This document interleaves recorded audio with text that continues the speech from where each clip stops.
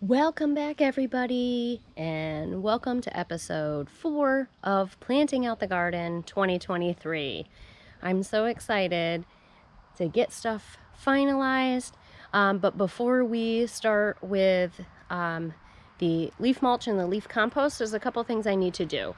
So if you've followed along at all, we have hatching eggs, and today we are putting the hatching eggs in lockdown. So I'm trying to figure out a good way to get Coco, because I still really want to use her as a mommy. So, and she went broody in the nesting box. So she has been in the nesting box forever. And she's not going to be able to stay in there with those babies. There's just not enough room. So I came up with the idea of using our little pergola, because I closed off the entrance when we put all the chickens together, because when we tried this the first time, there was some bullying going on in this corner, and I just wanted to prevent that from happening. So they've been bug in my ear. They've been 3 days now without being in the pergola. So I'm like, this is the perfect opportunity to use this as a brooding area for her for a little bit, just so her and the babies can get acquainted. And that is if we get hatching eggs. This is our first time. So I'm going to get this cleaned up, and then I will show you the leaf mulch and the leaf compost. So we got the brooder all set up in the pergola, and everything is blocked off. So we are animal proof. Everything's locked in. I cleaned everything out, and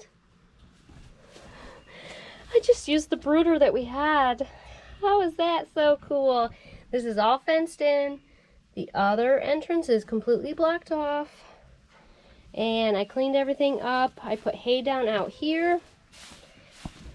And I got everything all set up. I put pine shavings down here. I covered it. It's open enough that you can still get air.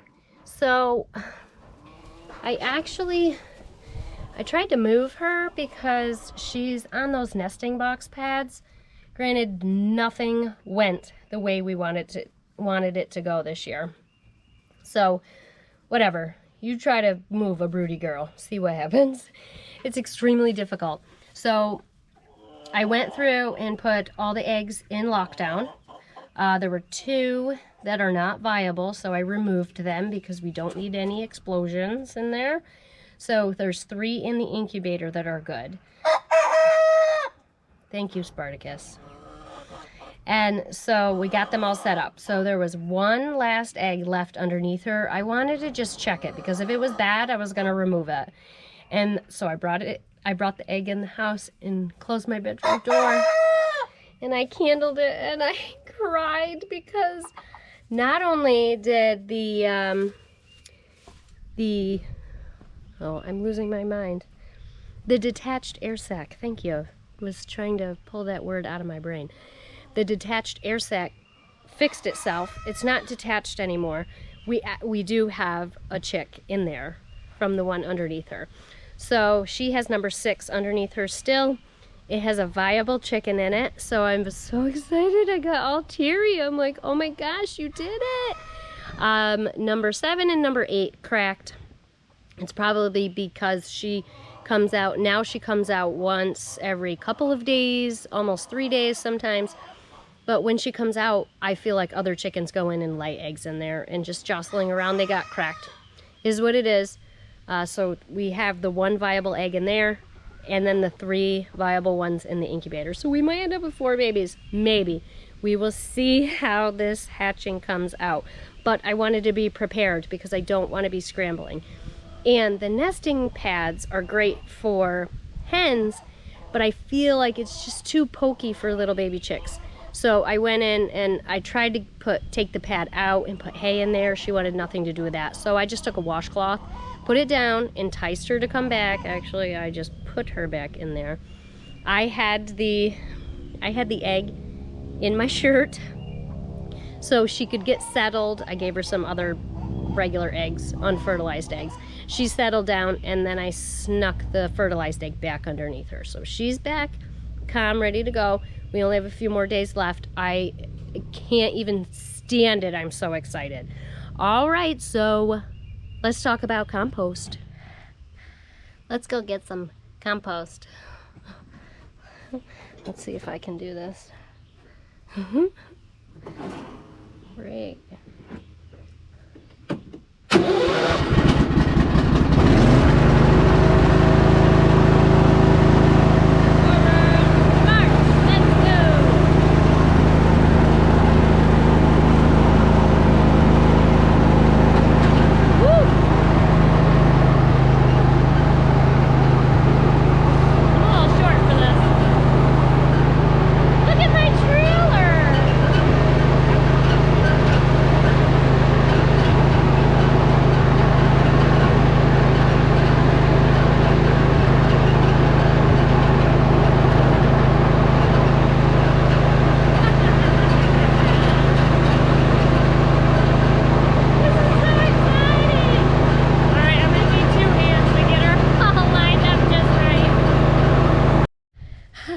That was fun. So my husband got an old lawnmower that he's going to take the deck off, and we're just going to use as a little tractor. And because he had this little trailer, and this is going to change my whole world, because then I don't have to keep coming out with wheelbarrows, and it's hot sweaty mess. We have a lot to do. So this is my very, very messy leaf compost, leaf mulch area. So in the fall, when the leaves start coming down, we my husband mows the lawn. We have a tow behind, like chipper mulcher kind of thing, that it chips the leaves down even smaller, and that is perfect for leaf compost. So you let this sit forever. Ideally it's much higher, because the higher the pile is, the denser it'll be in the middle, and it composts down quicker. But I need this as leaf mulch to begin with, because we are going to mulch the beds. So I'm going to walk over this and show you. It smells wonderful out here. So the top layer is going to be super dry. I don't come out here and turn this, because I don't need to. Bugs are really bad. So once you get digging down a little bit more, it gets wet. And that's ideal for composting. Ooh, the bugs are bad. So this is still leaf mulch, because it still resembles leaves. So I'm going to dig down in an area and show you what it does after a period of time and turns into leaf compost. So I dug down here. This is a couple feet deep. If I can reach down. This is almost good leaf compost. You see how it's all broken down, and it starts to look like dirt. And that's really all it does. I found some over here. Here we go. This here is fabulous leaf compost. So you start with the bigger leaves. Then you can actually see the layers of it as it's composting down, crushing on itself to compost it. I mean, if this pile was bigger, it would go a lot faster. See layers upon layers. It's so awesome.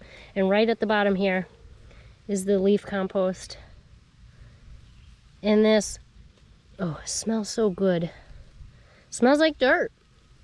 This is what will feed your garden. So the leaf compost will feed the garden. The leaf mulch will do exactly what it's intended for. You use it as mulch, because the leaves will absorb the water and keep the ground a lot moister for you.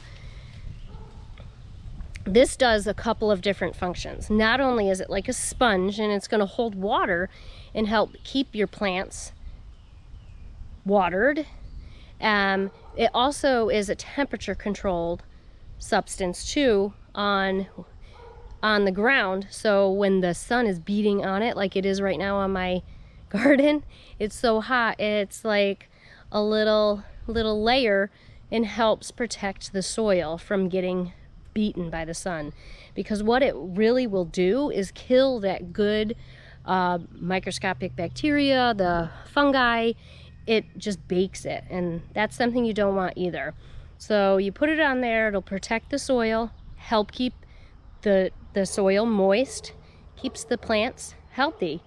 Plus, when I have done this, now for tomatoes, like no one on this planet can avoid blight. You just can't. It is just this natural bacteria that's in the soil, and your plants, your tomato plants, will always end up with blight.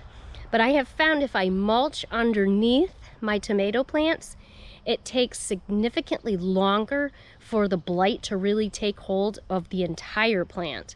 Plus, I take extra precautions. I take the bottom stems and leaves off as the plant is growing. Any diseased leaves or stems I take off and take them out of the bed, so that way they're not adding more disease to the soil. So yeah, this is like absolutely perfect. I mean, I should like pile up these piles some more.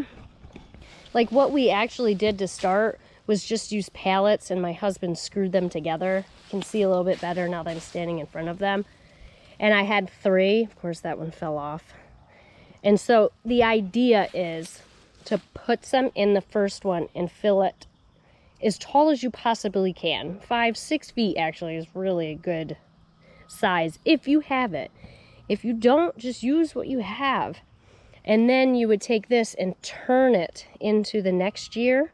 So then this dry stuff is on top, it goes onto the bottom, and then the stuff that's composting composts the rest of the stuff. So then you put the new stuff in the first one, and then you do it again. You would take the stuff from the center pile, put it in the third pile, flip it again, take the pile from the first, put it in the second one, and then usually by the third year you have a large amount of actual leaf compost. I mean, use what you can. I mean, this is just a giant pile. My husband just throws it over here, and it's fine. If I dug way, way, way down, then it would be just fine. But I don't need compost right now because I bought garden soil. I have chicken manure, so it's not so much of a detriment. I would use this to top dress a lot of things. Also, I have this area in the back, way in the back corner, that we have been putting leaves here for years. We've been here 8 years, and then the previous owner dumped leaves here for decades. So if I really need leaf compost, I will dig underneath these leaves and dig until I reach the compost that I need. Then I just take it, and then we just cover it back up, and the process starts all over again. Now the best, oh, look at that, there's water down there. God, this is all owned by the town. There's underwater springs, so all of this water just is coming out of the ground. I'm surprised there's as much as there is right now. Usually there's not water here. It comes from over here and feeds the brook. Huh. I love the sound of running water.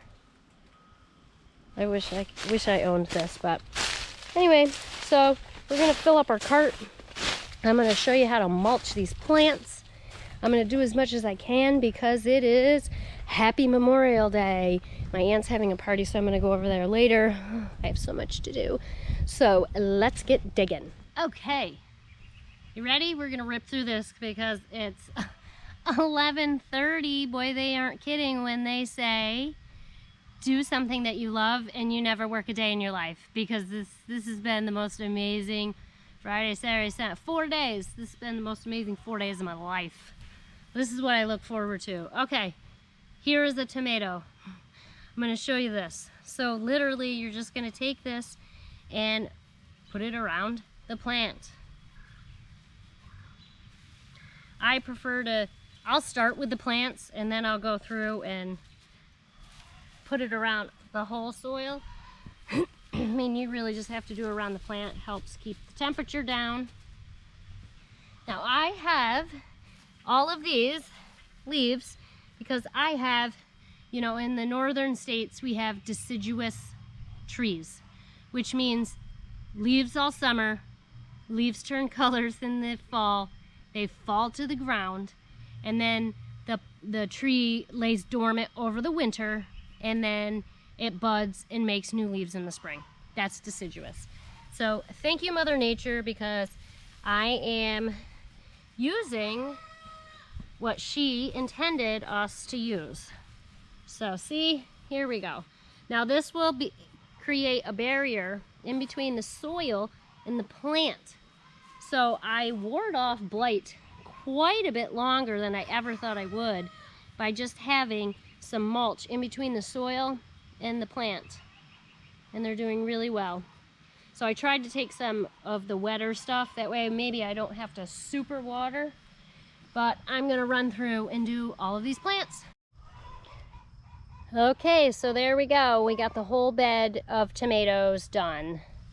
As of right now, I just did around the plant itself. This will dramatically decrease the temperature of the soil. It is so hot. And so a lot of the reasons why I use the leaves, one is because they are free. It just costs me the time to actually do it. If you don't have trees like this, use grass clippings.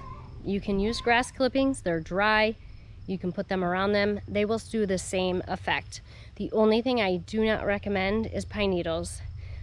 Pine trees and pine needles are so acidic that they will wreak havoc on your garden unless it's around something that can survive with a high acidity level. So, you know, oak trees, maple trees, those kind of things, those leaves work the best for the mulching, and I use this for many reasons. I use it as mulch during the year. Then, as you will see when we get to the fall time, when the plants are done, the chickens have had their fill, I take more of the leaf mulch and put it on top. It insulates the ground during the winter. We get some pretty harsh winds, very cold, very, very dry temperatures here.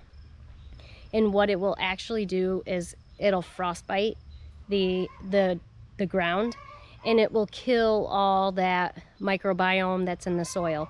So if you put a layer of the leaf mulch on the soil, it protects it from the harsh winds. That's the problem. And it's not so much that it's cold, it's not so much that it'll be wet. It's just a safety layer. It's like a blanket on top. So I'm gonna go through, I'm not gonna get all of this done today because it is so unbelievably hot right now. And we are getting ready for chickies, and we have a party to go to. So I hope this was helpful. All my episodes of planting, stay tuned this week because I will start garden tours and I will show you and explain things. Those videos probably will be a little bit longer, but I'm gonna try really, really hard to do a garden tour every single week. So that way, not only can you see the progress on my garden, I can look back and see the progress on my garden. So stay tuned. Hatching eggs are gonna be coming, or hatching in the next few days, so stay tuned if you want to see Coco become a mommy. So thank you for hanging out with me. If you haven't seen the first 3 episodes, pop back and see that. It's been a long 4 days, but so enjoyable. This is so worth growing your own food. I know this is sustainable to me. I love it. And then later in the year, we're gonna start canning. So hang out with me if you wanna learn some new stuff. And as always, from my coop to yours, thank you for growing with me so I can grow with you.